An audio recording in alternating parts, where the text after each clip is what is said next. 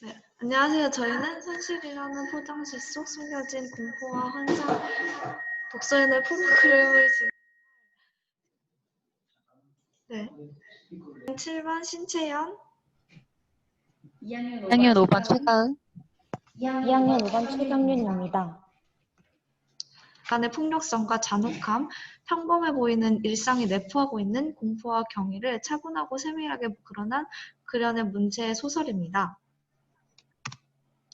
순서는 마치 모모 같은 이야기, 어떤 자장가, 타자의 탄생, 조장기 순입니다. 먼저 첫 번째 챕터, 마치 모모 같은 이야기를 시작하겠습니다. 이 마치 모모 같은 이야기는 언어가 금지된 도시에 대한 이야기인데요. 떠난 지 5년 만에 SC로 돌아오게 된 시인이 도시 초입의 마치라는 술집에 들르게 됩니다. 술집 주인은 SC가 3년 전 식량 전쟁을 겪은 후에 비유가 사라져버렸다며 그곳에 돌아가지 말 것을 충고하고 그에게 비유법이 금지된 내력을 들려줍니다. SC의 시장은 언제부턴가 미무르라고 불리는 생김새가 괴상한 생물의 이름을 별명으로 불리었고 웃음거리가 되고 싶지 않았던 시장이 비유법을 금지시킨 것입니다. 이야기를 들은 시인은 술집 주인의 만류에도 불구하고 SC에 들어가서 시장을 만나게 됩니다. 그러면 이거는 이제 책의 일부를 가져온 건데요. 시장이 실행했던 비유금지법 이후의 상황들입니다. 3분 정도 시간을 드릴 테니까 이걸 천천히 읽고 이 비유금지법이 SC에 가져온 영향들을 한번 얘기해 보는 시간들을 갖도록 하겠습니다. 2명? 우선 이 글을 읽어보면 비유법을 없앰으로써 명확하지 않은 표현들을 없애고 사람들에게 단도직입적으로 말하고자 하는 것을 추구하자는 것이 이 정책의 주요 목적이라고 생각을 했는데 저는 이것이 오히려 사람들의 언어 생활에 악영향을 미쳤다고 생각을 합니다. 왜냐하면 언어라는 것은 단도직입적으로 말을 전달할 때도 있지만 반대로 비유법 같은 것들을 사용해서 문학에서도 은유적인 표현을 한다든지 아니면 어떤 뜻을 암시함으로써 그곳에서 얻는 언어의 미학이 있는데 이 정책에서 비유법을 없앰으로써 아예 그런 언어의 본질 중에 하나인 특징을 없애고 사람들의 삶에서 사람들의 삶에서 문화생활이라는 한 부분을 빼어냈기 때문에 저는 이것이 사람들의 언어 생활과 그 외에 사람들이 행복을 얻을 수 있는 하나의 수단 자체를 없애버렸다고 생각을 합니다. 네, 감사합니다. 말씀해 주신 것처럼 그런 문화생활이나 우리가 누리고 있던 삶의 풍요를 비유금지법으로서 많이 잃어버렸다는 느낌을 많이 받을 수 있는데요.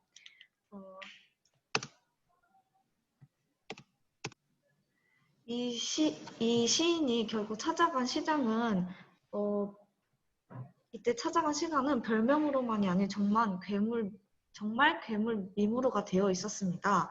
언어의 생명이 끝나버린 그 세계에서 그 자신부터 괴물이 되어버린 것인데요. 책 속에서 시인의 말을 살펴보면 언어가 인간의 관계를 매개하는 것이라면 언어가 없는 곳에 관계가 있을 리 없고 관계가 없는 곳에 사건이나 인간적 삶이 존재할 리 없다고 합니다. 그런 곳에서 생명을 부지할 수 있는 존재는 미무르 같은 괴물일 수밖에 없다고 말하는 것인데요. 이것이 이 작품에 내재된 의미 구도라고 할 수 있습니다. 여기서 화자인 시인은 SC를 떠났다가 5년 만에 귀향하고 있기에 그곳에서 일어난 변화의 정도를 뚜렷하게 감지할 수 있는 위치에 있습니다.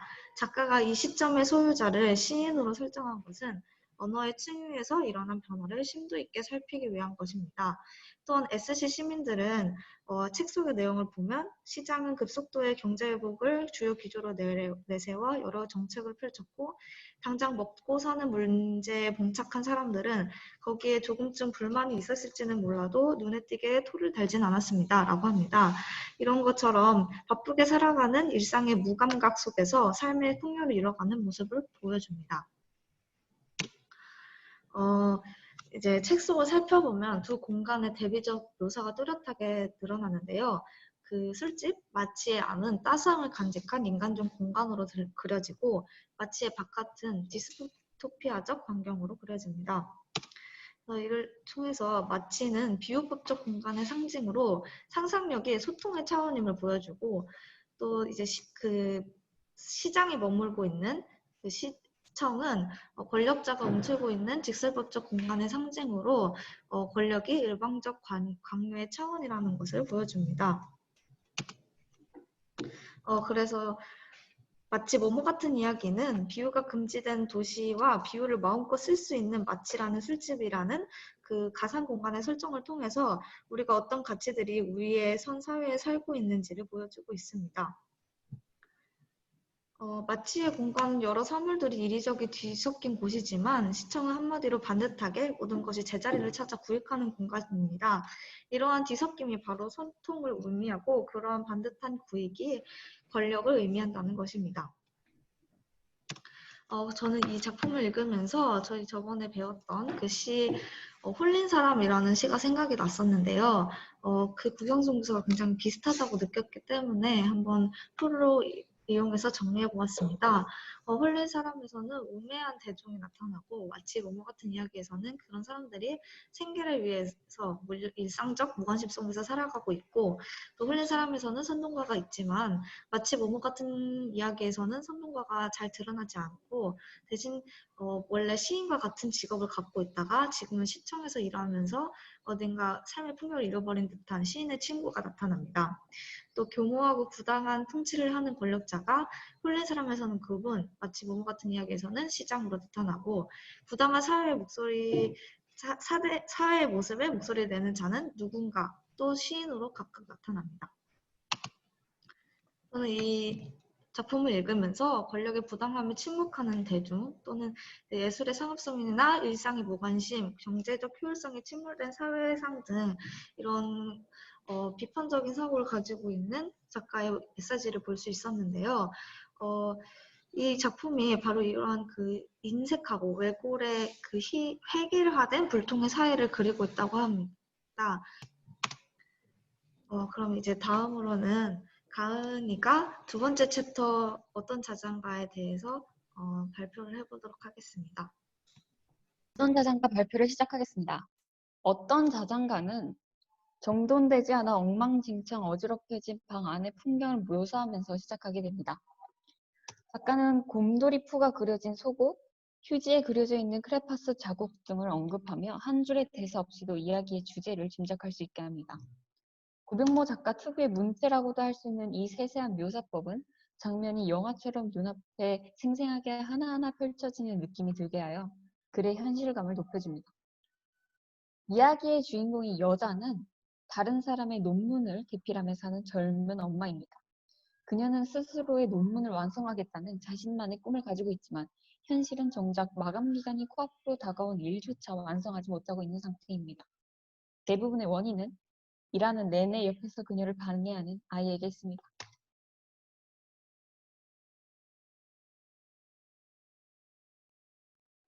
아이의 계속되는 칭얼거림에 결국 한계에 다다른 그녀는 아이에게 징벌을 가하기로 결심합니다. 그녀는 아이를 오븐에 집어넣고 조리를 시작합니다. 독자들을 기함하게 만들 정도로 공포스러운 장면이지만 이것은 결코 공포소설이 아닙니다. 마지막 결말 부분, 작가는 평화롭게 누워서 잠든 아이의 모습을 보여줍니다. 이게 어떻게 된 일일까요? 분명 오븐에 구워졌어야 할 아이의 몸에는 작은 화상 자국 하나도 남아있지 않습니다. 이로써 독자들은 주인공이 아이를 오븐에 넣었던 일이 그녀의 상상이었을 뿐이라는 걸 깨닫게 됩니다. 어떤 자장가에서는 한 여성이 심리적 파탄을 맞이하며 잔인한 허상이 빠져드는 과정을 적나라하게 표현하고 있습니다. 작가는 주인공의 이름을 정하지 않고 여자가 이런 식으로 성별 전체를 지칭하는 표현을 사용하여 이것은 현실의 모든 여성들의 이야기라는 점을 말하고 있습니다. 그러한 점에서 저는 제목 어떤 자장가의 자장가는 세상 모든 엄마들을 위한 노래를 뜻하는 것이 아닐까라고 추측해 봅니다. 제가 앞서 PPT에 사용한 사진 자료는 영화 툴리 속 장면들입니다. 툴리 역시 어떤 자장가와 같이 엄마라는 지휘 속에서 스스로의 삶과 이름을 잃어버린 여성의 이야기를 다루고 있습니다. 그러나 육아에 지친 여성만이 이 두 매체의 공통된 내용은 아닙니다. 집안일과 육아를 경시하며 게임만 하는 남편과 일터에서 돌아오면 골아 떨어지게 일 수 있는 남편. 두 매체는 공통적으로 자녀 양육에 있어서 무책임한 남성의 모습을 고발하며 근본적으로는 양성평등의 목소리를 내고 있습니다. 이러한 것들이 여러 매체에서 공통적으로 다뤄지고 있다는 것은 그만큼 여성의 일방적인 육아의 문제점이 우리 사회의 큰 병폐라는 것을 알 수 있게 해줍니다. 그러나 여기 이러한 고질적인 사회 문제의 해결책을 제시하고 있는 나라가 있습니다.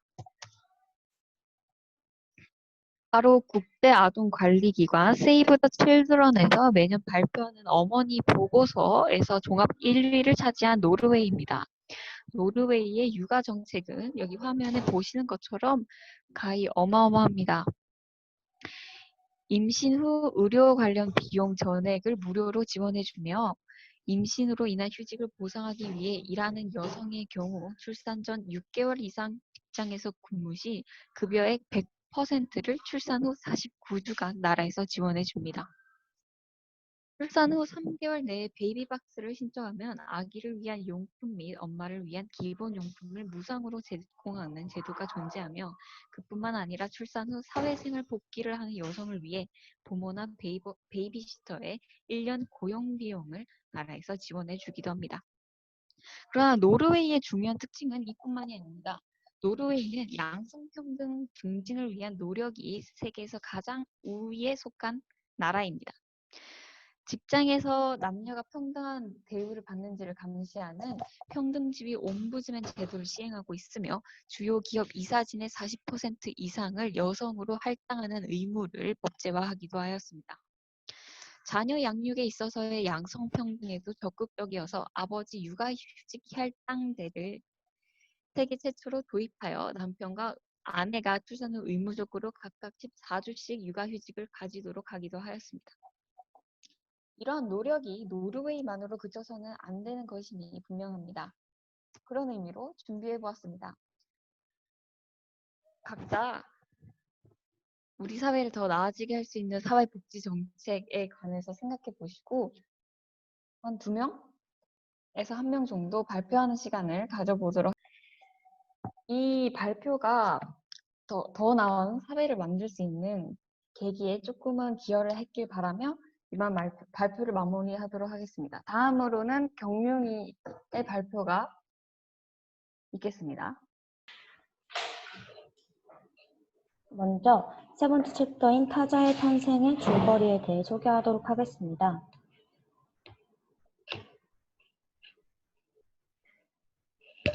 한 남자는 어느 날 정신을 차려보니 자신의 얼굴과 팔 한쪽을 제외하고는 모두 땅에 박혀 있음을 느끼게 됩니다. 그는 아무런 이유도 모른 채 땅에 박혀 있었고 그를 위해 처음엔 많은 사람들이 도움을 주지만 결국 그는 무관심과 경멸의 시선에 내팽개쳐지고 맙니다. 전 이미 이야기를 읽고 사회현상과 함께 엮어보았습니다. 이 작가가 자신의 이야기들을 통해 현대 사회를 비판하고 문제점을 드러내고자 했듯이 이 이야기와 연관된 현대 사회의 현상에 대해 알아보고자 합니다. 그 전에 작가의 해설에 대해 먼저 알아보도록 하겠습니다. 이 작가는 현대 사회를 비판하는 글을 많이 쓴 작가로 이 이야기에도 포함되어 있습니다. 저는 작가의 해설을 중요하다고 생각되는 2가지로 나누어 보았습니다. 먼저 그와 타인들 사이의 관계 단절입니다. 그가 땅에 박혀 변화되는 그의 상태는 고통스럽게 흘러가는 시간 속에서 서서히 진행되면서 자신의 희망이 절망으로 변해가는 연속적 추이를 지켜보는 자의식을 유발한다고 합니다. 이때 이 시간은 우리 사회에서 그와 그를 스쳐 지나가는 타인들 사이의 관계가 단절되어가는 시간으로 보았습니다. 2번째는 이 이야기의 제목인 타자의 탄생입니다. 그는 땅에 박혀있는 동안 다른 사람들과 함께 흘러가는 시간과 자신의 시간이 메울 수 없는 간극을 빚어내게 될 것이라고 여깁니다. 이 상황에서 타인들과 그는 보는 자와 보이는 자의 관계에 놓여 있게 됩니다. 자신을 사물로 의식할 수밖에 없는 그에게 타인들의 시선은 고통스러울 수밖에 없습니다. 타인들의 시선은 그가 자기들과는 다른 비정상적인 상황에 놓여 있는 다른 종류의 사람 또는 사물이라는 믿음을 전제로 한다고 합니다. 한마디로 그는 기이하기 짝이 없는 타자가 되어버린 것입니다. 작가는 이 이야기의 흐름을 많은 분야의 사람에게 관심을 받은 그 구조를 시도하고 아내에도 찾아와 도움을 주었고, 다음으로 모두 그를 떠나버리고 관심을 주지 않고 타인들이 그를 점점 죄인, 더러운 동물, 박제된 시체, 나무의 버섯, 곰팡이의 존재로 여겨지는 순서대로 현대사회의 무관심을 비판하고 있습니다. 저는 작가의 의도와는 조금 다른 관점으로 해석해 보았습니다. 이 남자를 통해 인간 소외 현상이라는 사회 현상을 비판하는 것 같았습니다. 인간 소외 현상이란 사람이 참다운 자기 자신을 잃어버리고 남만을 쫓아가는 현상을 말합니다. 구체적으로 이 현상은 자신의 존재 가치에 대한 회의와 자신의 뚜렷한 주관과 창의력을 발휘하지 못하는 가운데 자신들이 만든 기계나 조직의 부품, 물건이 되어가는 것입니다. 인간 소외 현상의 배경은 사회가 기계화, 산업화, 정보화되면서 심화되고 있습니다. 특히 인간의 기계화는 인간 소외 문제를 야기시켜 왔습니다. 현대인들은 자기중심적, 자기만족적 성향이 강한 모습으로 변화해 갔습니다. 저는 이 이야기에서 이 남자는 현대인들을 의미하고 땅에 박혀있다라는 것이 현대인들이 자신이 만들어낸 물건이나 문화라는 부품이 되어가는 현상이라고 보았습니다. 이런 인간 소외 현상의 사례로는 현대사회는 4차 산업혁명 초입에 들어섰습니다. 효율과 속도, 대량 생산 덕분에 우리의 삶은 편리해졌지만 인간 소외 현상은 더욱더 깊이 고착화되어 가고 있었습니다. 구체적인 예시로는 맥도날드화라는 말이 있습니다. 이는 편리함과 합리화에 종속되어 자연, 근본, 인간성을 잃어가는 현대인의 패러다임을 의미하는 말입니다. 미국 메릴랜드대 석좌 교수 조지 리처는 맥도날드화란 미국적 스타일의 먹거리가 아니라 자본, 효율, 합리, 대량 생산의 대명사로 국제적 표준이 되었다라고 하면서 맥도날드화된 영역에서는 접촉이 최소화되고 교류가 사라진다. 조속한 자극만이 폐해에서 벗어날 수 있다고 전하고 있습니다. 감자 가공, 목축, 양계, 도축, 용류 가공 사업은 맥도날드화 되었습니다. 그로 인해 수많은 사람은 일자리를 잃거나 불안정한 일자리로 이동해야 했습니다. 현대사회는 양은 많고 빨리 나오는 제품이 곧 진리처럼 여기고 있습니다. 이럴 때 사람들은 지불한 돈에 비해 더 많이 먹었다고 여깁니다. 그러나 대부분은 이익을 본 쪽은 소비자가 아니라 기업주라는 사실을 잊어버리고 맙니다. 인간은 자신이 편하고 쉬운 삶을 살기 위해 많은 것의 일자리를 잃고 환경이 파괴되고 문화가 획일화되는 피해를 입었습니다. 그렇기 때문에 이는 인간 소외 현상을 설명하기에 매우 적합한 사례라는 생각이 들었습니다. 인간 소외 현상의 해결책으로는 무엇이 있을까요? 개인의 능력을 발휘하게 하고 자아를 실현할 수 있는 계기를 조성하면서도 함께 생산활동에 참여할 수 있는 포용적 시스템을 마련하는 데 있을 것 같다고 생각합니다. 이 이외에 구체적 의견이 있다면 발표해 주실 분이 있나요? 동일한 방식으로 저도 2분 정도 발표를 받을 예정인데 저한테 메시지를 주시면 되고 5분에서 10분 정도 시간을 드리도록 하겠습니다. 제가 생각했을 때 인간 소외 현상에서 뭔가 인간 소외 현상이 일어나게 된 그 원인 중에 하나가 잘못된 교육 방식이라고 생각을 하는데 그 이유가 일단 인간 소외 현상 자체가 다른 사람들의 의견을 따라가거나 관점을 약간 너무 자기에 대한 것보다는 다른 사람 따라가려고 하는 경향이 과도한 경쟁 사회에서 자신보다 더 뛰어나다고 생각하는 사람을 따라가려고만 하는 그러한 것들 때문에 발생한다고 생각하기도 했고 또 뭔가 개인적이고 또 주입식 교육 같은 경우에는 자신의 의견을 표출할 기회보다 듣는 경우가 많다 보니까 자신의 의견이 되게 고유하고 개성이 있다고 생각하지 못하고 다른 사람들의 의견만 따른다고 생각을 해서 구체적인 정책은 아니지만 그 뭔가 좀 협력적인 밝고 협동적인 교육이 해결책이 될 수 있을 것 같다고 생각합니다.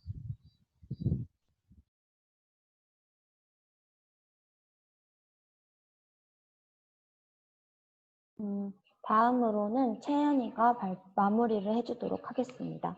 마지막 챕터 조장기 발표를 시작해 보도록 하겠습니다.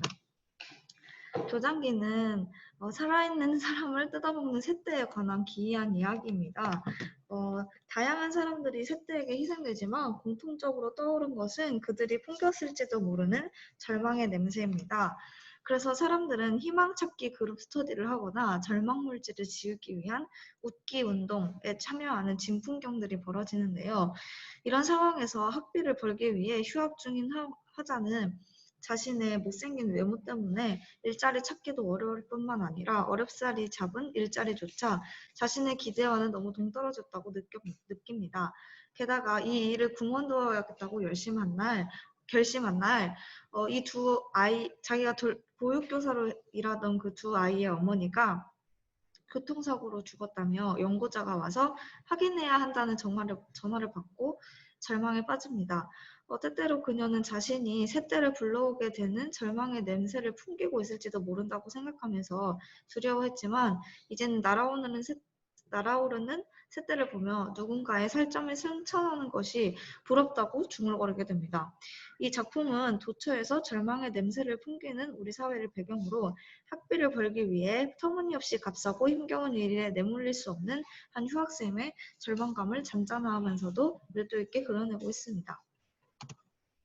여기서 화자는 20대 여성으로 유아교육과를 다니고 있지만 학비를 벌기 위해서 휴학을 하고 있지만 자신의 외모 때문에 일자리를 얻기가 어렵다고 느끼고 그 어렵사리 얻은 보육 도우미 일자리 역시 자신의 기대와 동떨어졌다고 느낍니다. 가장 소설의 처음에 나오는 이 피해자인 노인은 새떼에게 잡아먹히는 것보다는 공격당하는 그런 모습이 나오는데요. 이 노인은 7번째 희생자로 이 희생자들은 각각 다른 장소, 나이대, 직업, 성별, 그리고 생활 수준까지 모두 천차만별이었다고 합니다. 하지만 이들의 유일한 공통점은 사건 당시에 모두가 고정된 조각처럼 움직이지 않는 상태를 유지하고 있었다는 것인데요. 좀 더 알아보니 이 모든 피해자 사건의 희생자들은 사건 직전에 감당하기 힘든 충격적인 일을 겪었거나 평소 꾸준히 빈곤과 불화를 비롯한 각종 어려움에 시달려 오면서 인생의 절망과 우울을 느끼면서 살아왔다는 것입니다. 저는 그래서 이 소설을 읽고 나서 우리 현대인의 우울, 거의 현대병이라고도 할 수 있는 이런 우울에 대해서 생각해보게 되었는데요. 자료 조사를 해보니까 삶이 불행하다고 생각해본 경험이 있었던 사람들이 2019년까지 76.4%까지 계속해서 증가하고 있고 반이 넘는 수가 이렇게 불행을 생각하고 있으며 이런 현대인들의 심리적, 정신적 질환의 발생 원인이 지나친 경쟁사회, 경제적 어려움, 양극화 현상에 인한 차별 신화와 여러 가지 사회 구조적인 사회 불평등이 원인이 된다는 것을 알 수 있었습니다. 그래서 작가는 이런 정신건강에 대해서 개인의 긍정적인 노력만을 이야기하는 사회에 대해서 비판적으로 이야기하고 있는데요.